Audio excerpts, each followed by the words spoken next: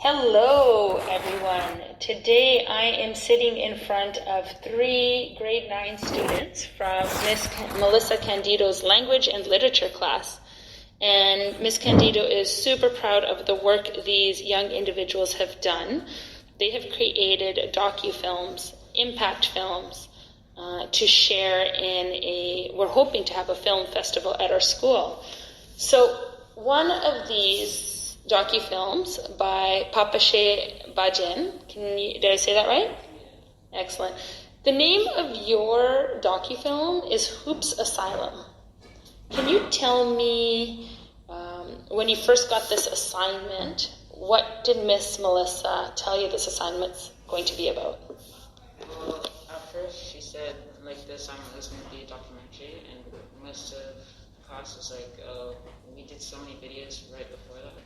So we weren't really excited about it, but once we started going through the assignment, it started getting more fun as we went through it.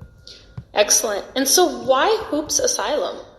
It's because I wanted it to be about sports in Qatar, but I wanted to have a specific sport. Mm-hmm. So I chose basketball. It took me a long time to come up with the title, but then I came up with Hoops Asylum. Awesome. I love the title. I can't wait to hear more about it. But before we hear more about that one, Laura Al-Sharif is with me, and you named yours Trapped Behind a Chain Link Fence. So before you talk about the title, I want you to talk about when Miss Melissa first gave you the assignment. What did you think you had to do, and what excited you about that? Honestly, when I first heard about it, I wasn't that excited because I didn't want to really do that much work. But once we started, I started getting really excited and started having fun more and looked at the positive side of this assignment, and then I loved it. And so what was the assignment? It was 2 parts. Mm-hmm. So we had to analyze documentaries, and then we had to create our own. And I think after analyzing all these documentaries, I started getting inspired, and I started getting more ideas, and then we had to create our own documentary. So can you tell me what inspired you from watching the documentaries? What were some of the topics? Who created these documentaries? I mean, give our audience an idea of the pre-learning that went on before you started your assignment. I think looking at and watching and analyzing documentaries, we really dug deep into the themes and topics of these documentaries, and we really analyzed them very detailed. And so I think I started developing ideas, and I really liked the theme, change. Okay. And I think I based my documentary just by the word change. Awesome. And can you just tap in for us the Trapped Behind a Chain Link Fence? Where did you come up with that title? So with COVID-19 and everything, I think we're all trapped right now, and we can't really show our full potential. So I tried to make it as creative as I could. So I came up with Trapped Behind a Chain Link Fence because everybody's trapped right now, and all our ideas and thoughts are all trapped, and the chain link fence is what's in front of us. And so we're looking into the future, and so we need to open this chain link fence to go to the future. Wow, beautiful. I can relate to that because sometimes when I've been stuck in life, I imagine myself like a butterfly trapped between two panes of glass.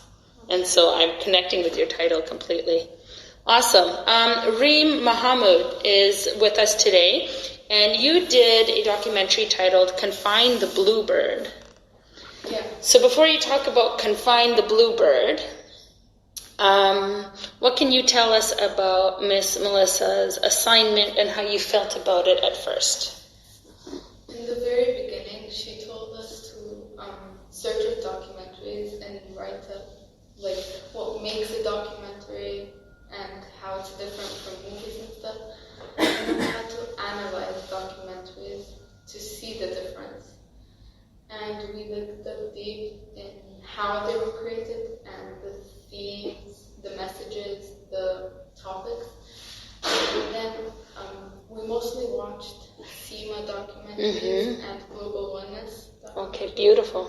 The two documentaries that inspired me to make mine was Cross Worlds, the SIMA documentary, and Cocoon, I think. I'm not really sure, but it's by Global Oneness.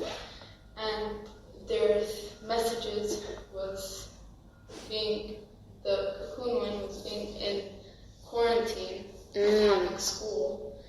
And the SIMA one, Cross Worlds, was about like being a refugee, but I'm not a refugee, but the topic itself was inspiring and Yeah. interesting. Excellent. Yeah. So, Confine the Bluebird. Tell me about that title and tell me about what you were hoping to achieve through the process of filming this documentary. Bluebirds, like any birds, they're supposed to be out and flying, and because of their type, they're usually like kept for like entertainment of the eyes and stuff because of how beautiful they look.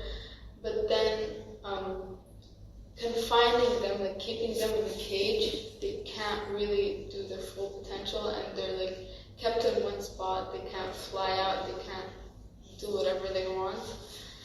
And what I hope to achieve by doing that was showing people that like if you are a confined bluebird, like you have to try your best to break out of that cage and fly to your full potential. Beautiful. I can see some themes. I mean, COVID-19 being one huge theme. So you two ladies have really touched on that trapped feeling. I'll go back to Papa Jay. You named yours Hoops Asylum. Tell us a little bit about your theme in your documentary. I feel like Hoops Asylum is like an activity you could do. It's like a space where you don't have to like think about like stress. You could just play ball while not having to think about the bad things in life. Like during the pandemic, I played basketball a lot because it was easier, and like I played alone, practiced until my mom called me inside or stuff. Like, cause there's not much to do while the pandemic's on. You can't leave your house. And so I had a basketball outside. That's why I called it Hoops Asylum. It's like your own secret space.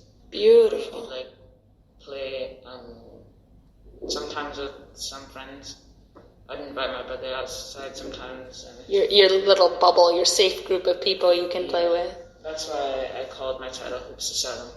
I love it, and I'm connecting with that because over this time and during being in lockdown and not being able to travel back home with family, my daughter's been just juggling a soccer ball all around the villa, and her personal skill has increased so much just in that game. And then even for myself, I hit the driving range and work on my golf swing, so I can connect with you because it is about trying to find that one thing. And I do think society may have been impacted by this in many tough and negative ways, but there's a lot of positives coming out of it, a lot of personal skill development, right? Absolutely. Love it. What are you most excited about in terms of an audience seeing your film? I'm not really that excited. Like, Makes you nervous? It's kind of like embarrassing my documentary. Yeah. So it'd probably be like really embarrassing if other people saw it. But I'm fine if other people see it. It's interesting. That's being uncomfortable, right? Being taken into a space that's not very comfortable for you. That's part of the learning journey. I love that you're able to share that with me so easily, though, and understand it. How about you, Reem? What are you most excited about people seeing your film, and what are you hoping the reactions are? Well, first of all, I didn't know that people were going to see it. If I did, I would have worked on it earlier, because I kind of did it like last minute, because my mind kept changing a lot, but I hope they like get inspired, especially people in like big families that have responsibilities and stuff. I hope they like see the different points of views and like get inspired. But other than that, I'm nervous if people would see it. It's nerve-wracking sharing a creation, isn't it? It is definitely. And as an educator, I love to take kids through that uncomfortable zone. And I can see you guys, and like you're proud, but at the same time you're a little bit uncomfortable with the celebration. There's a couple more minutes left here as the bell goes. I just wanted to ask you, Laura, what are you most excited about for people watching your video and hoping they gain from watching? Well, when she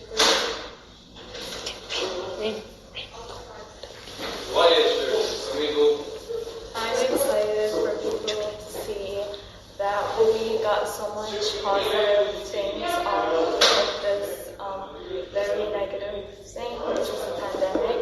And I think that we all came together as a community and as a group to make a positive out of this negative situation.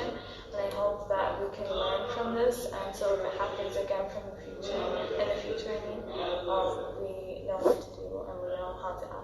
And I think since this was the first time, it was a little bit like rocky, but right now we're good. You guys, thank you so much today for doing this interview with me, sharing with us some of the work and the thinking that you've done. I hope you know that your teacher is super proud of you, and we as a school are super proud of you. And we are all hoping to create an event where we can watch your films. We don't know if that's going to happen yet, but we're working on it. And as uncomfortable as you may be, I want you to be very proud of the work you've done. So thanks for chatting with me today. All right, take care, guys. Bye.